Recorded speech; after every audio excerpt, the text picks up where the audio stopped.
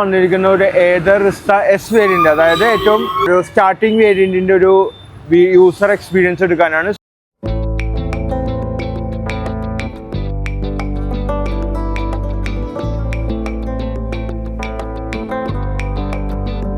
So നമ്മളിപ്പം അതിന്റെ owner ഉണ്ട്. ഇതാണ് നമ്മളെ വണ്ടി വരുന്നത്. ചേട്ടന്റെ പേരെന്താ? നാസർ. അപ്പൊ എത്ര നാളായിട്ട് എടുത്തിട്ട്? 4 മാസം കഴിഞ്ഞു. 4 മാസം കഴിഞ്ഞ് വണ്ടി എടുത്തിട്ട്. അപ്പൊ ചേട്ടൻ എങ്ങനെ എടുത്ത വണ്ടി? ഫിനാൻഷ്യൽ ആണോ അല്ലെങ്കിൽ ഫുൾ പേയ്മെന്റ്? ഫിനാൻഷ്യൽ ആണ്. അപ്പൊ ഡൗൺ പേയ്മെന്റ് എന്തെങ്കിലും അടക്കേണ്ടി വന്നോ? ഇല്ല, ഒന്നും അടച്ചില്ല. 0 ഡൗൺ പേയ്മെന്റ്. അപ്പൊ എങ്ങനെയാണ് അപ്പൊ ഇൻട്രസ്റ്റ് ഒക്കെ ഏകദേശം അറിയാവോ? ഇൻട്രസ്റ്റ് ഒരു 35 രൂപ ഇൻട്രസ്റ്റ് മാത്രമായിട്ട് അടച്ചു വരുമ്പോ വരുമല്ലോ. അപ്പൊ എത്ര മാസത്തേക്കാണ്? വർഷത്തേക്ക്? 3 വർഷത്തേക്ക്. പക്ഷെ ഡൗൺ പേയ്മെന്റ് ഒന്നും അടച്ചില്ല. മാസം ഏകദേശം എത്ര അടവ് വരുന്നുണ്ട്? 5636. 3 വർഷത്തേക്ക് അടച്ചു വരുമ്പോഴത്തേക്ക് ഒരു 40 അല്ലെങ്കിൽ 35 രൂപയൊക്കെ ഏകദേശം തന്നെ പലിശ മാത്രമായിട്ട് വരുമല്ലേ? പക്ഷെ എന്നാലും ലാഭമാണ്. കാരണം വേറെ അടവല്ലേ, അടഞ്ഞു പോയിക്കോളൂ. ഞാൻ പെട്രോൾ വണ്ടി ഓട്ടിച്ചിട്ട് ഒരു ദിവസം എനിക്ക് 160 രൂപ പെട്രോൾ അടിക്കേണ്ടി വരുന്നുണ്ട്. ഇപ്പൊ 2 മാസത്തെ ഇത് നോക്കി വരുമ്പോ കറണ്ട് വരുമ്പോ 1200 രൂപ 1100 രൂപ വരുള്ളൂ. കറണ്ട് ഏകദേശം എത്ര നോർമൽ ഇത് ഉപയോഗിക്കാൻ? ഡെയിലി ചാർജ് ചെയ്യും. ഡെയിലി നല്ല എനിക്ക് ഓട്ടോ ഉണ്ട്. അപ്പൊ 2 മാസം ആകുമ്പോ 1100 1200 രൂപ കറണ്ട് ബില്ല് കൂടുതൽ വരുള്ളൂ. അപ്പൊ 25 രൂപ 30 രൂപ അടുത്ത് വരുള്ളൂ ഒരു ദിവസം വരത്തുള്ളൂ ചാർജ് കയറുമ്പോ. ചേട്ടൻ ഇപ്പൊ എല്ലാ ദിവസവും ചാർജ് ചെയ്യും. ഇപ്പൊ ഇത് എടുക്കണ സമയത്ത് ചേട്ടൻ എന്താണ് ഇത് തന്നെ എടുത്തത്? റിസ്റ്റ് തന്നെ എടുത്തത്? ഇതെടുത്ത ഞാൻ പല വണ്ടി അന്വേഷിച്ച് വേറെ വണ്ടിയൊക്കെ ഒരുപാട് സ്ഥലത്ത് പോയി, വൈറ്റിലൊക്കെ പോയി പല വണ്ടികൾ കണ്ട്. അപ്പൊ എന്റെ കൂട്ടുകാരന്മാരുടെ ഇതേ വണ്ടിയുണ്ട്. ഇതുകൊണ്ട് പിന്നെ മറ്റേ ഏതറിന്റെ 450 ഉണ്ട്. അപ്പൊ ഇതെന്ന് പറഞ്ഞാൽ എനിക്ക് 4 പേർക്ക് സുഖമായിട്ട് പോവാം. എന്റെ എന്താന്ന് വെച്ചാൽ 2 പിള്ളേരും വൈഫും എനിക്കും വരാം. അത്രക്കും നീളവും ഉണ്ട് വണ്ടിക്ക്. നീളമുണ്ട്. ഏതറിന്റെ പ്രത്യേകത എന്ന് പറയുന്നത് സീറ്റ്സ് ആണ്. ആക്ച്വലി നല്ല വീതിയുള്ള 4 പേർക്ക് സുഖമായിട്ട് പോവാം. 2 പിള്ളേർക്കും വൈഫിനും പോകാൻ പറ്റും. എന്താന്ന് വെച്ചാൽ അത്രക്കും ഇതുണ്ട്. പിന്നെ നല്ല പുള്ളിങ്ങും ഉണ്ട് വണ്ടി. നമ്മൾ സ്ലോയിലൂടെ സ്പീഡിൽ വിട്ടാൽ നമുക്ക് ഇപ്പൊ സാധാരണ പെട്രോൾ വണ്ടിനെ ആ സ്പീഡിൽ പോവാം. ഒരു കുഴപ്പമില്ലാണ്ട്. 2 വേരിയന്റ് ഉണ്ടല്ലോ ഇത് ഏതറിന്റെ തന്നെ. പ്രോയോ, അതായത് വേരിയന്റ് ഉദ്ദേശിച്ച സ്പീഡ് 2 ഇതില്ലേ? 2 ഉണ്ട്. അതെങ്ങനെയാണ്? അപ്പൊ അത് മറ്റേ സ്ലോ, നമുക്ക് ഇത് അയക്കാനാ, ഇത് ഇങ്ങോട്ട് അയക്കാനാ, സ്ലോയില് പോവാം. പുറത്തേക്ക് അയക്കാനാ, നമുക്ക് എത്ര സ്പീഡ് വേണമെങ്കിലും പോവാം. ഇതിനപ്പോ ചേട്ടാ വേറെ എന്തെങ്കിലും പ്രശ്നങ്ങൾ വന്നിട്ടുണ്ടോ? വണ്ടി എടുത്തിട്ട് എന്തെങ്കിലും? ഇല്ല, ഒരു പ്രശ്നം ഒരു കുഴപ്പവും വരുന്നില്ല. സർവീസ് ഒക്കെ എങ്ങനെയാണ്? സർവീസ് ഇപ്പൊ ആയിട്ടില്ല. 5000-ലാണ് സർവീസ്. 5000-ലാണ് സർവീസ് വരുന്നത്. 5000 ആയിട്ടില്ല. ഓക്കെ. പിന്നെ ഇപ്പൊ വണ്ടിയുടെ വേറെ എന്തെങ്കിലും ഇപ്പൊ പോരായ്മയായിട്ട് തോന്നിയ? ഇല്ല, ഒരു പോരായ്മയില്ല. ഇപ്പൊ വണ്ടി എന്ന് പറഞ്ഞാൽ പല വണ്ടികൾ അന്വേഷിച്ച് 1 വർഷത്തോളം വണ്ടിനെ കുറിച്ചുള്ള അന്വേഷിച്ചിട്ടാണ് ഞാൻ ഇത് ഏതൊക്കെ നോക്കിയാൽ? ഒന്നാമത് ഒരു വണ്ടികൾ ഇങ്ങനെ കംപ്ലൈന്റ് ആയി കിടക്കണ മറ്റേ ഫേസ്ബുക്കിൽ കണ്ടപ്പോ എടുക്കാൻ താല്പര്യം ഉണ്ടായില്ല. അപ്പൊ ഇങ്ങനത്തെ ഈ ഏതറിന്റെ വണ്ടി മാത്രം ഇങ്ങനെ വീണടക്കണമൊന്നും ഞാൻ ഇതുവരെ കണ്ടിട്ടില്ല. മറ്റേ ഓലയുടെ വണ്ടിയൊക്കെ ഏതാണ്ട് ഒരു ഇഷ്യൂസ് ഉണ്ടായില്ല. അപ്പൊ ഞാൻ മിക്കവരും ചോദിച്ചപ്പോ ഇതിന്റെ ഇപ്പൊ ഞാൻ ഇൻസ്റ്റാഗ്രാം നോക്കിയാലും ഫേസ്ബുക്ക് നോക്കിയാലും എന്ത് നോക്കിയാലും ഏതാറിനെ കുറിച്ച് അറിയണില്ല. ടെസ്റ്റ് ഡ്രൈവ് ആയിട്ട് വേറെ ഞാൻ ഒരുപാട് വണ്ടി ഓട്ടിച്ചു. അത് ഓട്ടിക്കുമ്പോഴും ഫസ്റ്റ് ടൈം നമ്മ എടുക്കുമ്പോ ഇങ്ങനെ ചാട്ടം ഉണ്ടാവും. പെട്ടെന്നൊരു ആയിട്ടല്ലേ പവർ വരുമ്പോ? അതില്ല, അങ്ങനത്തെ ചാട്ടം വരുന്നില്ല. പെട്ടെന്ന് ഇത് കൊടുക്കുമ്പോഴൊന്നുമില്ല. നമുക്ക് ഫസ്റ്റ് സ്റ്റാൻഡ് എടുക്കുമ്പോ ഹൈ സ്പീഡിൽ തന്നെ നമുക്ക് പോവാം. ചില വണ്ടികൾ ഏതാണ്ട് ഞാൻ പല കമ്പനി വണ്ടി ഓട്ടിച്ചിട്ടുണ്ട്. ഫസ്റ്റ് സ്റ്റാൻഡ് എടുക്കുമ്പോ ചാട്ടം, പിന്നെ ബ്രേക്ക് പിടിച്ചിട്ട് പിന്നെ എടുക്കുമ്പോ ചാട്ടം. ഇതൊന്നുമില്ല. സാധാരണ നമ്മ പെട്രോൾ വണ്ടി ഓട്ടിക്കണ അതേ ഫീലിൽ തന്നെ കിട്ടുന്നുണ്ട്. പിന്നെ ഇത് വേരിയന്റ് വരുന്നതെന്ന് പറഞ്ഞാൽ എസ് വേരിയന്റ് ആണ്. ഏറ്റവും ബേസ് വേരിയന്റ് ആണ്. ഇതിനെന്തെങ്കിലും പോരായ്മകൾ പ്രത്യേകിച്ച് ഇപ്പൊ ഡിസ്പ്ലേ എങ്ങനെയുണ്ട്? ടച്ച് ആണോ? ഇതില്ല, ജോയ്സ്റ്റിക് ആണ് വരുന്നത് അല്ലേ? എല്ലാ വേരിയന്റിനും ജോയ്സ്റ്റിക് തന്നെയാണ് വന്നത്. ഇങ്ങനെ ഇതാക്കണം.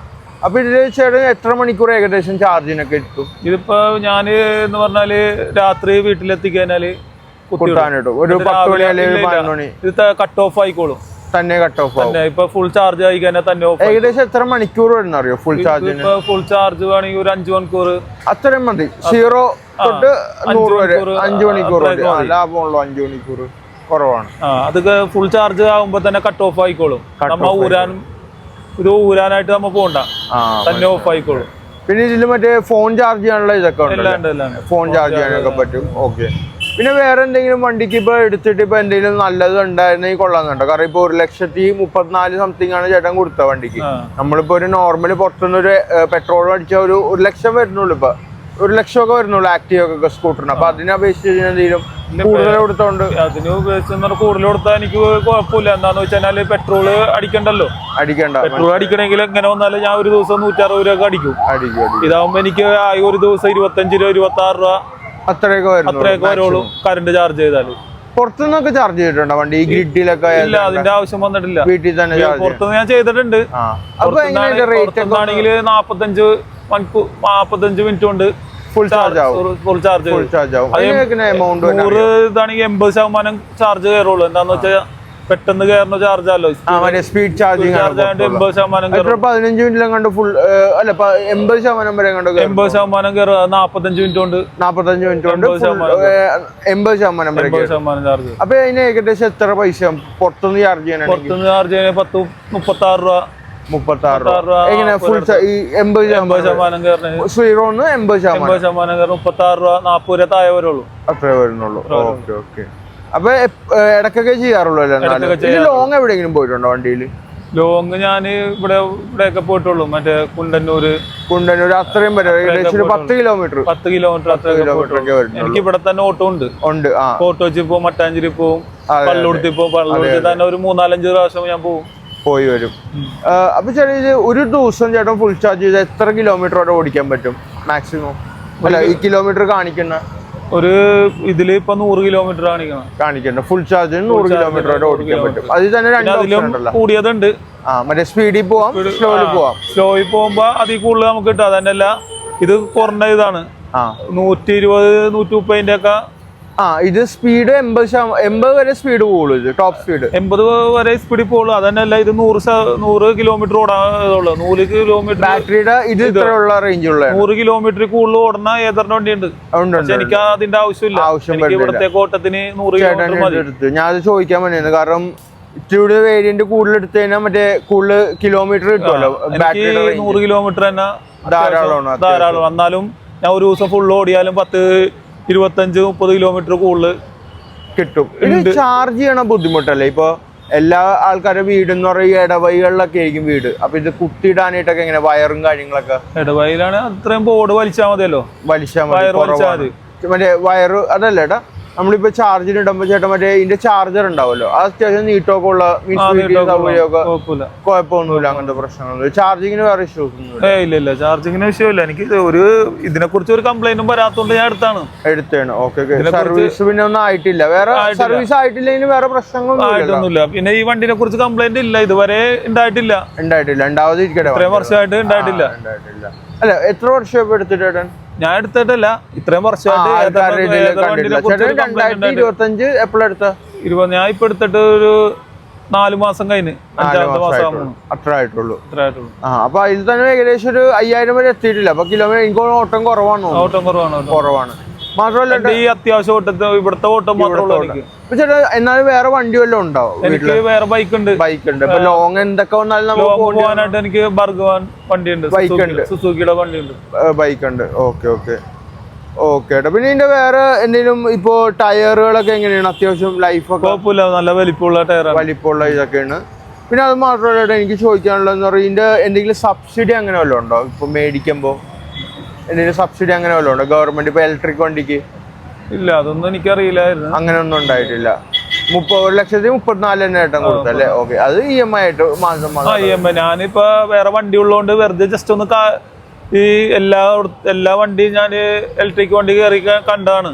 ഇത് ജസ്റ്റ് ഒന്ന് കണ്ടപ്പോ ഇതിനെ കുറിച്ച് എല്ലാം കൂട്ടുകാരന്മാര് അഭിപ്രായം പറഞ്ഞതിനപ്പ ഞാനിത് ജസ്റ്റ് ഒന്ന് കണ്ടതിനപ്പോ പിന്നെ അവിടെ തന്നെ എടുത്ത് ബുക്ക് ചെയ്ത്. അത്യാവശ്യം ചേട്ടൻ പറയുന്നത് ഇപ്പൊ ചേട്ടനെ പോലുള്ള ആൾക്കാർക്കാണെങ്കിൽ ഇച്ചിരി പ്രായമുള്ള ആൾക്കാർക്കാണെങ്കിലും വണ്ടി ഓടിക്കാം. കാരണം ഇലക്ട്രിക് വണ്ടി ആകുമ്പോ കുറെ മിക്ക വണ്ടിയും കണ്ടിട്ട് എനിക്ക് 4 പേർക്ക് ഇരിക്കാനുള്ള ഒരു സ്പേസ് ഇല്ല. ഏത് വണ്ടി ഇപ്പൊ ബജാജിന്റെ വണ്ടിയുണ്ട്, പിന്നെ ഒരുപാട് വണ്ടിയുണ്ട്. ഞാൻ ഓലയിൽ പോയി വണ്ടി കണ്ട്. Comfort ഇല്ല. പക്ഷെ അത് നമുക്ക് 4 പേർക്ക് ഇരിക്കാൻ പറ്റില്ല. 2 പിള്ളേർക്കും വൈഫിനും എനിക്കും ഇരിക്കാൻ പറ്റില്ല. ഇതില് അത്യാവശ്യം നീളവും വീതിയും പിന്നെ വെയിറ്റും ഉണ്ട് അത്യാവശ്യം. വണ്ടിക്ക് വെയിറ്റ് ഉണ്ട്. അപ്പൊ നമുക്ക് ഏത് സ്പീഡിൽ എനിക്കിപ്പോ ഈ 4 മാസം കഴിഞ്ഞിട്ടും എനിക്കൊരു കുഴപ്പം തോന്നിയിട്ടില്ല. എനിക്ക് ലാഭം തന്നെ. ഞാനിപ്പോ വീട്ടില് പെട്രോൾ അടിക്കണം നോക്കിയ മറ്റേ വീട്ടില് കറണ്ടിന്റെ ബില്ല് നോക്കിയിട്ട് വണ്ടി എടുത്തിട്ട് നോക്കിയിട്ട് 1300 രൂപ മാക്സിമം ഡിഫറൻസ് വന്നിട്ടുള്ളൂ. അപ്പൊ ഒരാടുത്ത് വരുള്ളൂ 30-36 രൂപ 26 രൂപ. മാത്രമല്ല ചേട്ടനാണെങ്കിൽ ഫുള്ള് ഓടിക്കുന്നില്ല. ഇപ്പൊ എല്ലാ ദിവസവും ചേട്ടൻ ഇപ്പൊ 100 കിലോമീറ്റർ ഓടിക്കത്തില്ല.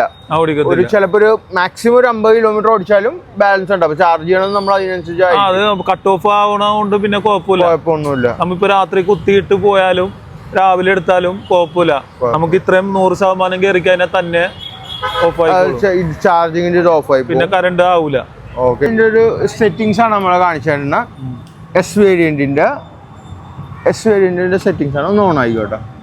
ഇതാണ് വരുന്നത്. ഇതെന്ന് പറയുമ്പോൾ ചേട്ടാ നമുക്ക് ഇവിടെ ജോയിസ്റ്റിക്ക് കൺട്രോൾ ചെയ്യാനല്ല, ഇത് കൺട്രോൾ ചെയ്യാം. ഇതിപ്പോ വരുന്ന സിപ്പ് മോഡാണ്. ഇത് സ്പീഡിൽ പോവാം. Normal economy mode. ഏകദേശം 65 കിലോമീറ്റർ ഓടാം. സ്പീഡില് 52 കിലോമീറ്റർ ഓടാം.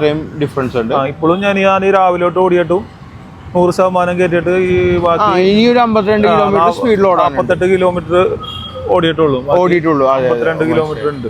അത് മാത്രമല്ല ഇപ്പൊ ചേട്ടൻ ഇപ്പൊ എക്കോണമിയിൽ ഇട്ടാലുണ്ടല്ലോ നമുക്ക് സ്പീഡ് ലിമിറ്റ് വല്ലതും ഉണ്ടോ? ഇത്ര വേഗം വരെ പോകുള്ളൂ അങ്ങനെയുണ്ടോ? ഇതിപ്പോ 100 മേലെ പോവാ. ഈ ഒരു ഇതിൽ പോവാൻ പറ്റും.